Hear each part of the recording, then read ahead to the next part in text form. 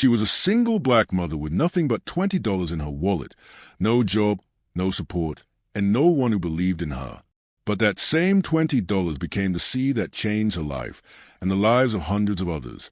This is the story of Amelia Carter, the woman who turned her last 20 into $1 million opportunity. Amelia Carter sat on the edge of her worn-out couch in a small apartment on Edgewood Avenue, Atlanta, staring at a wrinkled $20 bill. The room was quiet, except for the sound of her refrigerator humming, and even that was about to stop since her electricity bill was 3 weeks overdue. Her son, Ethan, only 7, lay asleep on the couch beside her, wrapped in a thin blanket. He had gone to bed hungry again. Amelia rubbed her temples and whispered, "Lord, I can't keep living like this." 2 months ago, she lost her housekeeping job after her employer moved to another state. Since then, she'd walk miles every morning, knocking on doors, asking for work, but no one was hiring. Some told her she didn't fit their brand. Others simply turned her away. That day, she opened her nearly empty wallet. One $20 bill stared back at her. That was it, her entire savings. She thought about buying groceries, maybe bread, milk, and eggs, but she also needed bus fare to keep searching for work. The math didn't add up. Her phone buzzed, a message from her landlord. "Rent's late again. Amelia, if you don't pay by Friday, I'll have to put the place up." She clenched the phone in her hand and swallowed hard. For a moment, she wanted to cry. But instead, she whispered to herself, "No, not this time." Amelia glanced out the window. The sun was blazing. On the street below, kids ran through sprinklers and vendors sold ice-cold drinks. She had an idea. Small, crazy, but maybe worth trying. She grabbed her purse, picked up her sandals, and headed to the corner store. With that last $20, she bought a bag of lemons, sugar, plastic cups, and a few bottles of water. The cashier, a middle-aged man named Carl, looked at her receipt and said, "You making lemonade or something?" She smiled faintly.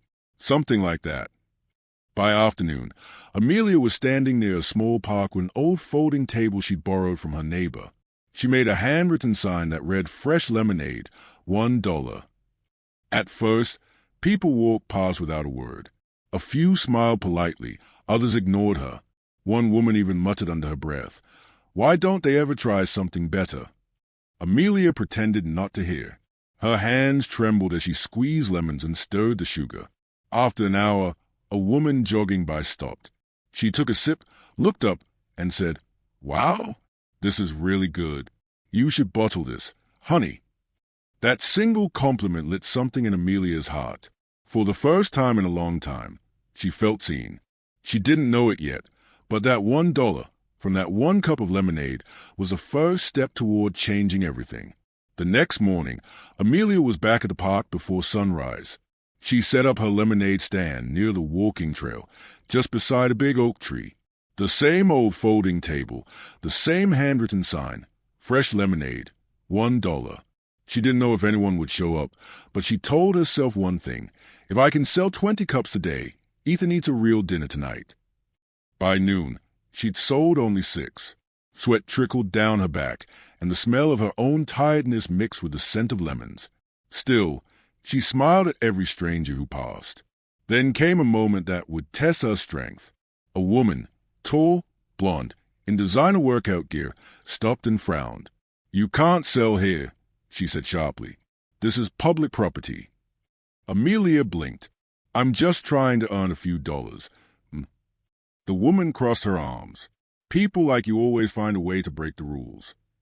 Then she walked off, muttering something Amelia didn't need to hear to understand. For a second, Amelia wanted to pack up and go home. She'd faced that tone too many times before, the kind that told her she didn't belong. But then she thought about Ethan's hungry face. She gripped the lemonade jug tighter and whispered, "Not today." Hours passed. The sun began to dip. Her arms ached. Her throat was dry, and she barely made $15. Then, just before sunset, a woman in gym clothes stopped by. She had a friendly smile and brown hair tied in a bun. "How much?" she asked. $1, Amelia replied. The woman took a sip and widened her eyes. "This is the best lemonade I've had all week." She paused, looking at Amelia's small table. Have you ever thought about selling this in bottles? Amelia chuckled softly. Bottles? I'm just trying to sell enough for dinner. The woman smiled kindly. I get it, but you've got something here. My name's Sarah Miller. I run a small fitness group nearby. Bring some bottles next week. I'll tell the ladies to buy from you. That night, Amelia walked home with $23. It wasn't much, but it was something. She cooked rice and beans, humming softly while Ethan laughed over a cartoon. Before going to bed, she sat on the couch, staring at the empty lemonade pitcher. Sarah's words replayed in her head. You've got something here. She opened her old phone, searched how to start a lemonade business, and began reading until midnight. Somewhere deep inside, a thought began to form. Maybe, just maybe, she could turn that stand into something bigger. It was almost midnight when Amelia closed her phone and leaned back against the couch. Her eyes burned from reading, but her mind wouldn't stop racing. How to start a homemade drink business. She had searched, and page after page told her the same thing. It takes more than a recipe. It takes branding, labeling, and courage. The next morning, Amelia dropped Ethan off at school and walked straight to her friend Linda Thompson's apartment. Linda was a warm, heavy-set woman from church, always quick to help. Linda, I think I've got something, Amelia said, holding up a lemon-stained notebook. Linda raised an eyebrow. Please don't tell me you're back to selling lemonade in the sun again. Amelia smiled shyly. I want to do it better this time. Bottles, a real name, a story behind it. Linda leaned back, studying her. You're serious? Oh. I am. After a pause, Linda opened her purse, pulled out 5 $20 bills, and said, Here, don't make me regret this. With that $100, Amelia bought small plastic bottles, labels, and a cheap printer from a thrift store. That night, she sat at her kitchen table after putting Ethan to bed, hand-drawing logo ideas. After hours of scribbling, she wrote her name across the top of the page, Sunlight Lemonade, because, she said to herself, even after the darkest night, the sun still rises. She printed simple labels with a bright yellow sun, cut them one by one, and glued them on the bottles herself. By Sunday morning, she carried 2 bags full of lemonade to church. After service, as people gathered outside, Amelia stood by the entrance. Homemade lemonade, $1 a bottle, she called. At first, a few smiled but kept walking. Then the pastor's wife bought one, then another member. By the end of service, she'd sold out. The next week, she sold more at a community farmer's market. Her bottle stood out, bright, cheerful, and filled with her story. People weren't just buying lemonade. They were buying hope, but success didn't come easy. When Amelia walked into her first grocery store to ask if they could stock her drink, the manager looked her up and down. We already have enough brands, he said flatly. And besides, customers around here like premium products. She understood what he meant. She felt it in his tone, the same quiet racism she'd faced before. That night, Amelia sat alone on her couch, staring at her unsold bottles. For a brief moment, doubt crept in. Maybe she was chasing a dream too big for a woman like her. But then Ethan came running out of his room, holding one of her bottles, grinning. Mom, this is the best lemonade ever, he said. And that was enough. Amelia smiled, kissed his forehead, and whispered, Then I'll keep making it. For you, baby. For us. It had been 3 weeks since Amelia started selling her bottled lemonade. Every weekend she showed up at local fairs, community events, and outside church gatherings. People loved her product, especially when they heard her story. But Amelia knew if she wanted to grow, she needed her bottles on grocery shelves. So one hot afternoon, she put on her cleanest dress, a faded blue one she'd worn for interviews before, and walked into a grocery store on Peachtree Street, clutching a box of Sunlight Lemonade samples. The manager, a middle-aged man with slick hair and a cold smile, barely looked at her. Good afternoon, sir, she began politely. My name is Amelia Carter. I run a small local brand called Sunlight Lemonade, and I was hoping. He cut her off. We already work with distributors. You'll need a license, a health inspection, and a whole lot of things I'm sure you don't have. Amelia tried to hand him a sample bottle, but he raised a hand. Our customers like high-quality brands. You might want to try the flea markets downtown." She froze.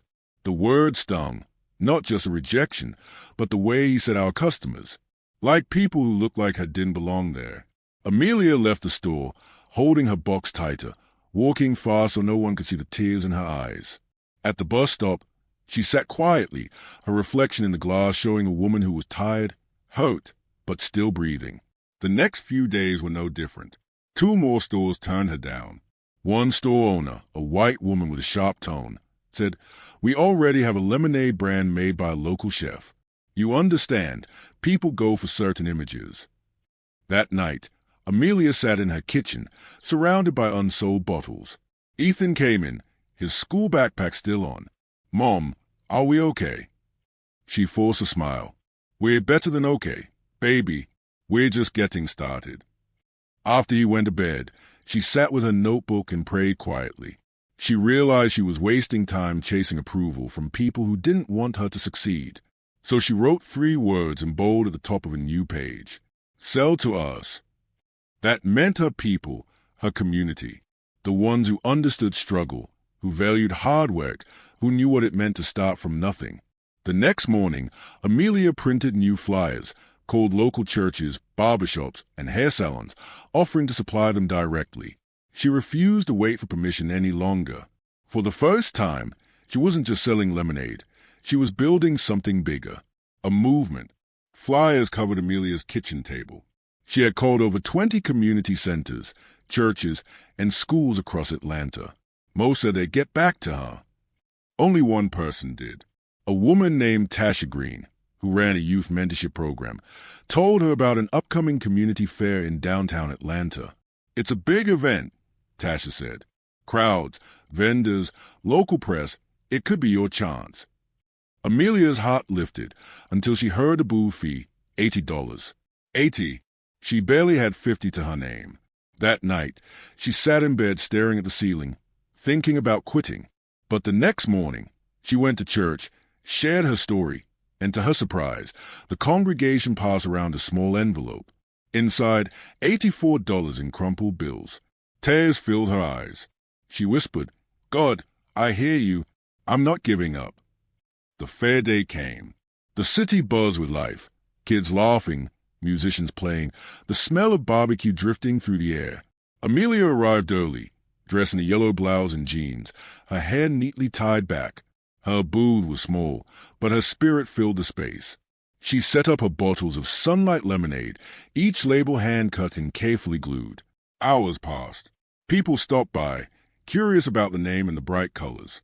Amelia told them her story, how she started with $20 and a prayer. Some smiled, some teared up, and one man, a young black YouTuber named Marcus Lane, pulled out his camera. Can I record this?" he asked. She nodded shyly. Marcus filmed her talking, laughing with customers, pouring samples, and saying, "Every bottle you buy helps a single mom feed her kids." By evening, Amelia's booth was empty. Sold out. Not a single bottle left. She packed up slowly, still processing what had just happened. The next morning, she woke up to her phone vibrating nonstop. Notifications flooded her screen. Marcus had uploaded the video titled, "Meet the single mom who turned her last $20 into gold." Within hours, it had over 200,000 views. Comments poured in. "This woman is an inspiration. Where can I buy her lemonade? I'm rooting for her. She's all of us." Her email inbox filled with orders from nearby towns. Small stores that once turned her away were now calling to ask about wholesale prices. Amelia sat on the same couch where she once cried over an empty wallet, this time laughing through her tears. Ethan ran to her, waving her phone. "Mom, you're famous." She hugged him tight and whispered, "Not famous, baby, just blessed." Within a week, Amelia's small kitchen turned into a production line. Bottles covered every surface, counters, chairs, even Ethan's homework table. Orders came in faster than she could keep up. She bought extra lemons from a local supplier and started making lemonade until midnight every day. The sweet, citrus scent filled her entire apartment building. Neighbors began knocking, asking to help. Amelia realized she couldn't do it alone anymore. So she called two women from church, Danielle Brooks, a quiet single mom with twin boys, and Marie Evans, a widow trying to rebuild her life. When they arrived, Amelia smiled and said, "I can't pay much yet, but I promise, when I rise, you rise with me." Danielle looked around the small kitchen and nodded. "Let's make lemonade, sis." Together, they worked, laughed, and prayed. The apartment buzzed with the sound of bottles clinking and hope coming alive. Soon, Amelia's customers weren't just neighbors. Local gyms, hair salons, and barber shops began stocking Sunlight Lemonade. And then came an unexpected message, an invitation to speak at a Women in Business Empowerment event in downtown Atlanta. At first, she thought it was a scam. Me? Speak? I'm not even a real businesswoman, she told herself. But something inside her whispered, "You've earned this." At the event, Amelia stood nervously on stage before a small crowd of women. Her palms were sweaty, her voice shaky. But once she began speaking, her story carried her. 2 months ago, I had $20 and no job. Today, I employ 2 other women. And every bottle I sell reminds me that no one's too small to start. The room erupted in applause. Among the crowd was a tall man in a Navy suit, James Peterson, a local entrepreneur and investor. After her talk, he approached her. "Miss Carter," he said, smiling, "I believe in what you're doing. You're not just selling lemonade. You're building something that matters. Let's talk about expanding." Amelia's eyes widened. "So, I'm flattered, but I'm not ready for big investors." He chuckled. "You're more ready than you think." Over the next few weeks, James helped her set up proper branding, packaging, and distribution. He didn't take over. He guided her. With his mentorship and her unbreakable work ethic, Sunlight Lemonade found its way into small grocery stores and local restaurants across Atlanta. One evening, Amelia stood outside a store window, staring at her bottles neatly lined up on a shelf, her name printed on every label. She felt a tear roll down her cheek and whispered, "Mama, I did it." Her story was no longer just about survival. It was about legacy. By summer, Sunlight Lemonade had become more than a drink. It was a movement. Local media called her the woman who turned $20 into gold. Amelia smiled every time she heard that phrase, but deep down, she knew the truth. It wasn't gold she'd made, it was opportunity. She had opened a small distribution hub on the south side of Atlanta, hiring 6 single mothers who had once stood where she did, broke, overlooked, and tired of being dismissed. Every week, she reminded them, "We don't just make lemonade, we make second chances." One Thursday afternoon, Amelia attended a city market event.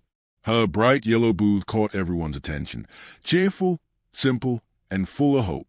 She wore her signature white blouse and gold head wrap, standing proudly behind her brand banner that read, "Sunlight Lemonade, taste of hope." As the day went on, people crowded around her stand, snapping photos, asking questions, and sharing her story online. Her Instagram page exploded overnight. But as the crowd began to thin, Amelia froze. Walking toward her booth was Mr. Raymond Harris, the store manager who had once called her just another lazy black woman. The same man who had fired her when she needed her job the most. For a moment, their eyes locked. The old anger stirred inside her, but she held her head high. He smiled awkwardly. "Amelia, I can't believe it's you. You've really made something big." She said nothing. Her silence spoke volumes. After a pause, he continued, "Look, I run a new grocery chain now, and we'd love to stock your lemonade. I think we can work out a great deal." Amelia's heart raced. She could remember the night she cried over the money he refused to pay her. Now, he was asking for her partnership. She smiled gently and replied, "Mr. Harris, I appreciate your offer, but I only partner with people who believed in me before the world did." His smile faded. Amelia turned to attend another customer, her voice calm but powerful. "You see, success isn't about revenge. It's about growth. And I've grown past begging for a seat at someone else's table. I built my own." Later that night, she drove home, tears welling in her eyes, not from pain, but from pride. She had proven that grace and hard work could speak louder than hate. That evening, Ethan hugged her tightly and said, "Mom, I saw you on TV today. You're famous."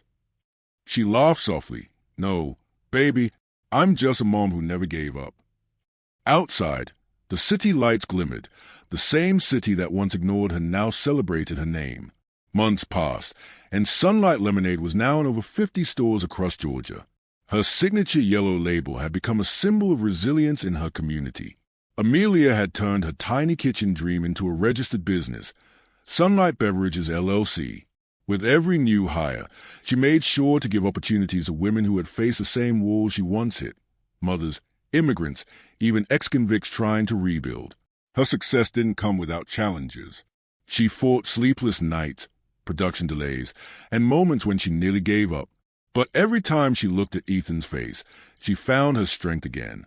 Then one morning, she received an unexpected email. The Ellen Show wanted to feature her story. At first, she thought it was spam. But when a TV crew showed up at her shop for an interview, she broke down in tears. The episode aired 2 weeks later. Millions watched as Amelia shared her story: how she lost her job, how she found $20 in her coat pocket, and how she refused to let life define her by her struggle. By the end of that week, her online sales skyrocketed. Investors started calling. Journalists wanted interviews. But Amelia stayed grounded. She still made time to pack boxes, check on her staff, and drive Ethan to school. One day, she stood in her new production warehouse, 6,000 square feet of hope and hard work, as her team celebrated the company's biggest milestone yet: $1 million in sales. Tears filled her eyes as she looked at the women around her: Danielle, Marie, and the new faces who now had steady paychecks because she refused to give up. She raised a glass of lemonade and said, "This isn't just my win. It's our win." Every black woman who was told she couldn't, every mother who started from zero, this is proof that faith and hustle can rewrite any story. The crowd erupted in cheers. Cameras flashed. Ethan hugged her tightly, whispering, "Mom, you did it." She smiled through tears. "No, baby, we did it." That night, Amelia stood outside her warehouse, staring at the city skyline. The same streets that once felt too cold and cruel now glowed with the warmth of her victory. From a forgotten $20 bill to $1 million business, Amelia's story wasn't about money. It was about the power of believing that no beginning is too small. If Amelia's story inspired you today, if it reminded you that no beginning is too small, and that faith, hard work, and courage can change any story, then don't just stop here. Hit that subscribe button, like, and share this video, so more people can be reminded that their comeback is still possible. Stay tuned for more real life stories that will move your heart and light your fire. This is Trueline Tales, where black stories are told, celebrated, and remembered.